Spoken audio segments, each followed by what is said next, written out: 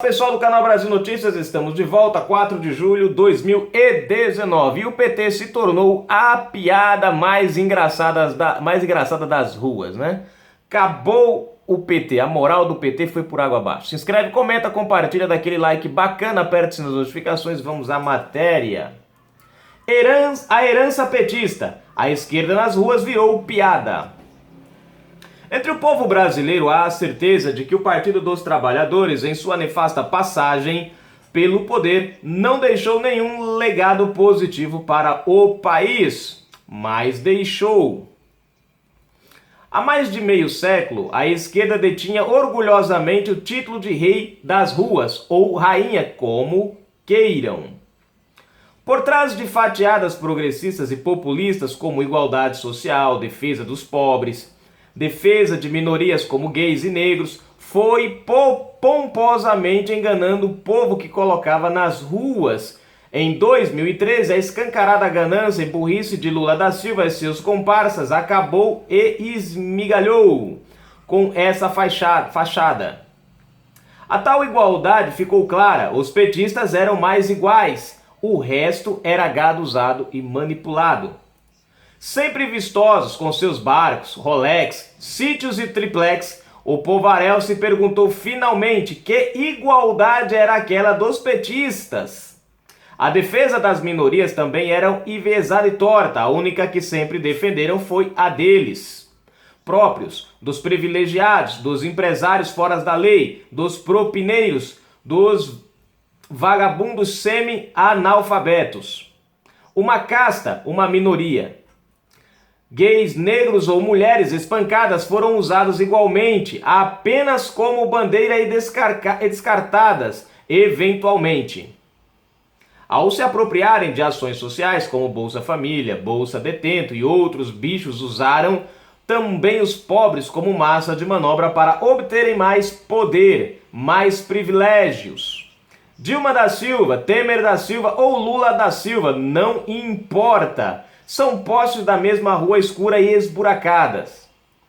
Foi a ganância burra e a certeza da impunidade eterna que ofuscaram a razão e inteligência de um único homenzinho, hoje engaiolado em Curitiba, a raiz de todos os males da esquerda, hoje uma piada. Moribunda, acabou-se. O homenzinho conseguiu com seus asseclas, o homenzinho conseguiu com seus asseclas de todos os partidos, em pouco mais de uma década, tirar e pulverizar a hegemonia que a esquerda possuía nas ruas. O playboy de iPhone perdeu. Pula isso aqui. O povo decente que foi às ruas em 2013 e que em 2015 tirou a louca Dilma do poder, foi crescendo, criando consciência. Finalmente, esse mesmo povo derrotou o PT. Finalmente, esse mesmo povo derrotou o PT e a esquerda nas ruas e nas urnas e elegeu o seu presidente, Jair Bolsonaro. E o defende surpreendentemente, como aconteceu domingo passado nas ruas de todo o Brasil. Milhões em todo o país. Em paz, com consciência e muito longe da convulsão social causada por black blocs e outros criminosos contratados por Lula nas manifestações de sua esquerda. Fosse eu comunista ou socialista, teria ódio de Lula da Silva pelo mal que causou ao transformar a esquerda nas ruas em uma piada. Mas, evidentemente, aos radicais Bortandela falta inteligência para isto. A eles só restam repetir como no mantra os mesmos delírios de uma cartilha velha e gasta. Lula livre, Lula livre, Lula livre. Ai, Lula livre, meu Deus. Acabou a matéria. Gente, eu achei essa matéria interessante pelo seguinte, ela descreve claramente a história do PT. Aqui nós temos o PT reinando nas ruas, né? Você pega desde 1983, né? Acho que foi a primeira aparição de Lula, efetivamente num palanque. Né? Desde lá eles veem aquela defesa dos trabalhadores, o sindicato, a defesa dos pobres e blá blá blá, aquela coisa toda, né? E aí foram se consolidando ao longo dos anos, foram ganhando espaço, né? na classe trabalhista, foram alcançando a população, né? E aí foram pegando pautas. E depois chegaram ao poder. E utilizaram aí, durante esses anos de corrupção, as pautas, né? Usando, eu já falei para vocês aqui, já cheguei até a explicar esse ponto, né? Usando os negros, usando os homossexuais, usando os pobres, enfim, meio mundo, né? De classes, dividindo o Brasil em classes, e aí saindo em luta a favor dessa classe. Eu acho engraçado é que eles ficaram 16 anos no poder. E o que foi que a gente viu a favor dessas classes? Um ponto que fica bem claro em relação a isso é a questão do MST e do MTST, né? Da reforma agrária, o pessoal da reforma agrária e o pessoal aí dos sem-tetos, né? Tiveram 16 anos para consertarem essa questão da reforma agrária. E a gente olha hoje, o pessoal do MST continua igual ou pior a quando Lula assumiu o país. O que foi que mudou? O que foi que mudou é que no governo Lula nós tivemos o maior período de invasões na nossa história, né? A única coisa que o Lula fez em relação, e a Dilma fez em relação ao pessoal da reforma agrária, foi dar liberdade ao MST e ao MTST de invadir o que quisessem, quando quisessem e a hora que quisessem, né? Oferecer terra, oferecer alguma coisa para eles trabalharem. Durante os 16 anos ninguém ofereceu absolutamente nada. Então usaram, né, essa questão da reforma agrária como uma bandeira que nunca se, vamos dizer assim, que nunca se utilizavam da resolução, né? Que nunca chegaram, nunca resolveram o problema, porque na ideia nunca era resolver o problema. Precisava que o problema continuasse existindo para eles continuarem tendo a bandeira à mão. A questão dos homossexuais, dos gays, a defesa, né, dos direitos LGBT, a questão da criminalização, como é que chama lá o negócio, da homofobia, né? A defesa dos pobres, dos negros, né? Aquela coisa tudo isso, bandeira usada, né, pelo PT apenas para se elegerem. Criaram alguns benefícios, alguns projetos como Bolsa Família, Minha Casa Minha Vida, Bolsa Detento, né, essas coisas todas aí para quê? Para enganarem o povo, para dizerem que estavam fazendo alguma coisa para o povo. O Lula mesmo disse, ó, dá 10 reais a um brasileiro pobre que pronto, o cara tá na sua mão. O próprio Lula chegou a dizer isso, né? Então, foi o que o PT fez, né? Pegou uma merrequinha, deu ao povo, enganou o povo e transformou o povo em propaganda política eleitoral para se eleger de 4 em 4 anos. E aí acharam que se perpetuariam no poder até o momento que pudessem dar um golpe definitivo e assumirem o Brasil, como foi feito em Cuba, como foi feito em outros países aí, né? A questão é que o Brasil se alertou, porque o brasileiro começou a prestar atenção na questão da propaganda. Igualdade para todo mundo, né? Negros, pobres, todo mundo igual, né?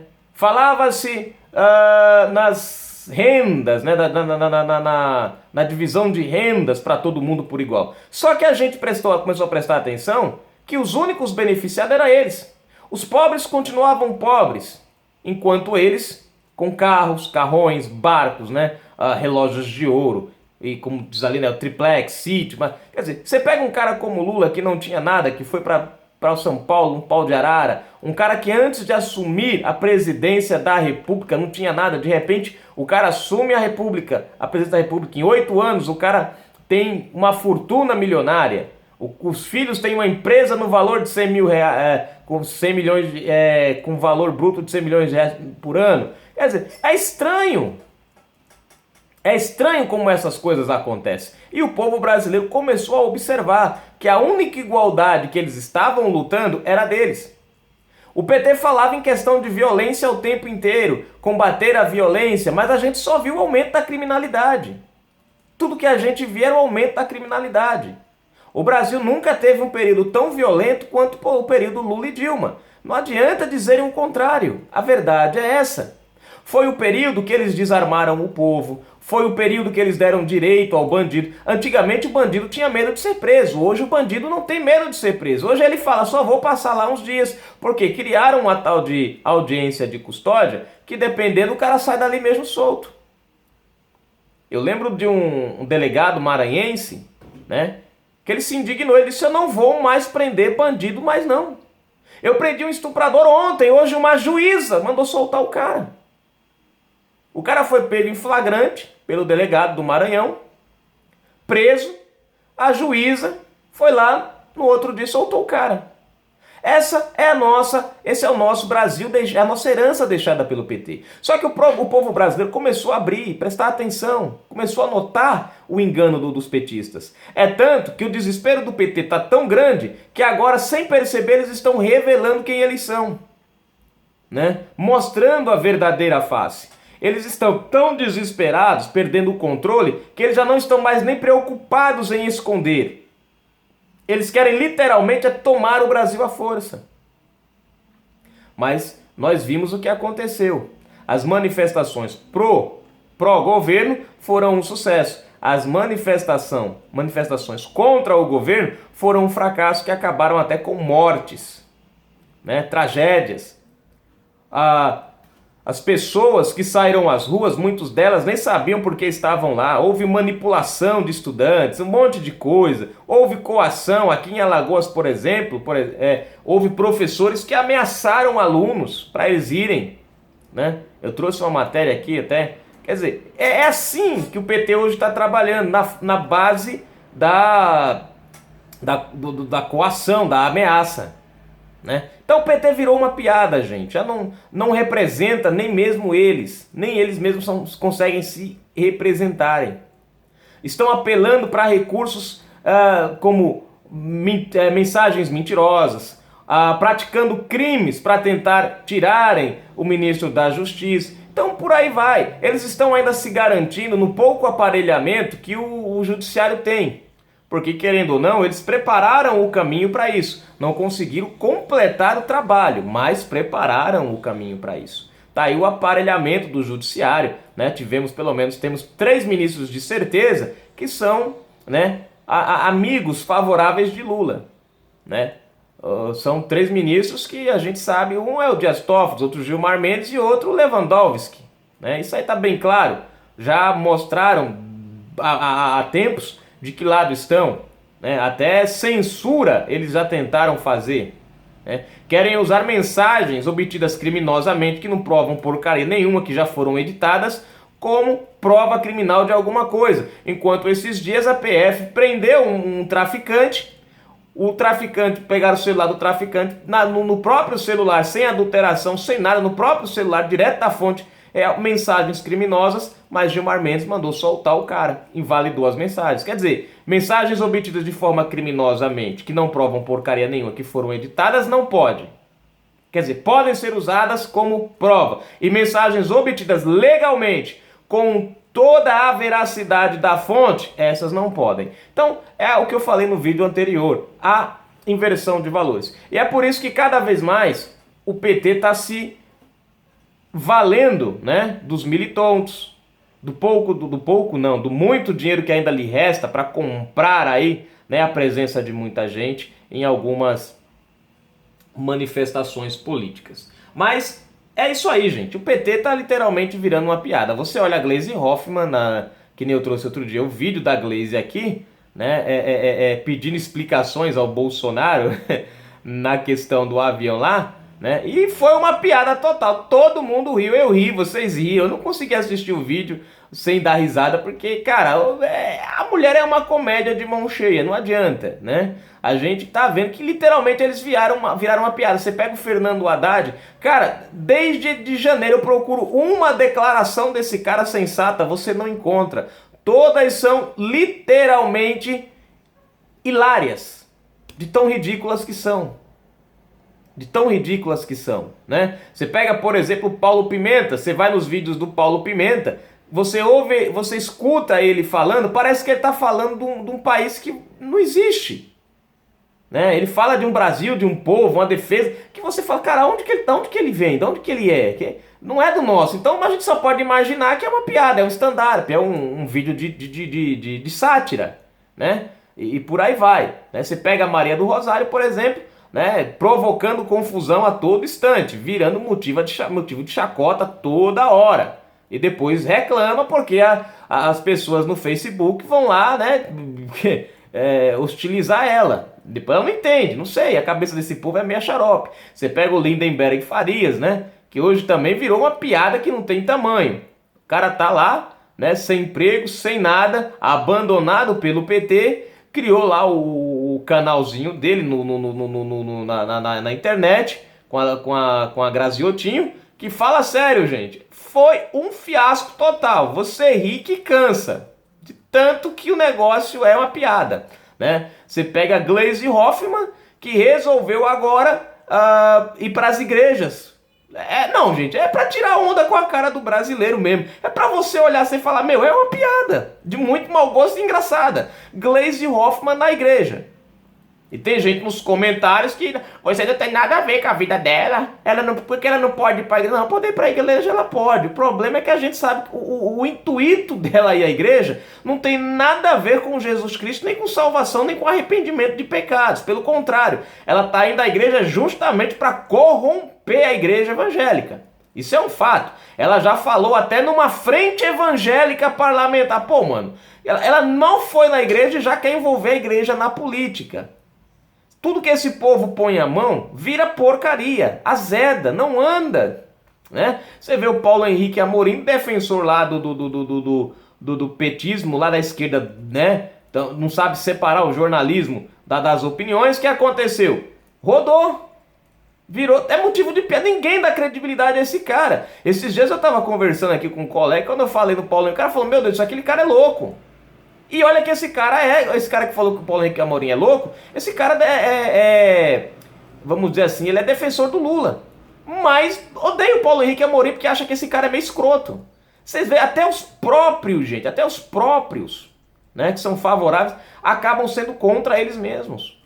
Então virou uma piada, tá descartado o PT, né? O povo brasileiro precisa abrir os olhos nas próximas eleições agora de 2020 e colocar mais para fora ainda, né? Fazer o possível para chutar o máximo de petistas, pessoalistas, PCdoB, gente, PCdoB, PT e PSOL. Esses partidos a gente tem que fazer o possível para não elegê-los, não eleger vereador deles, não eleger prefeito deles. Nas eleições para presidente, governadores também não eleger. Precisamos libertar o país desse bando de corruptos. Você junta esses três partidos, são os que mais estão envolvidos em corrupção e são os que mais defendem criminosos. Cara, bolsa detento, enquanto o pai de família que trabalha a vida inteira, sai de manhã, chega à noite, não tem tempo para nada, não tem tempo para curtir a vida, para nada, é pagando impostos caríssimos. Enquanto o cara faz isso, o detento criminoso que matou, que roubou, que estuprou, vai receber uma bolsa, um benefício. É muita onda com a cara dos brasileiros, né? Mas é aquela história, estão virando uma piada, estão acabando-se por si mesmo, né? A verdade está vindo à tona, a sujeira do tapete está sendo exposta e o Brasil está mudando. Vamos fazer a nossa parte no dia 20, no ano de 2020, agora nas eleições de 2020. Canal Brasil Notícias.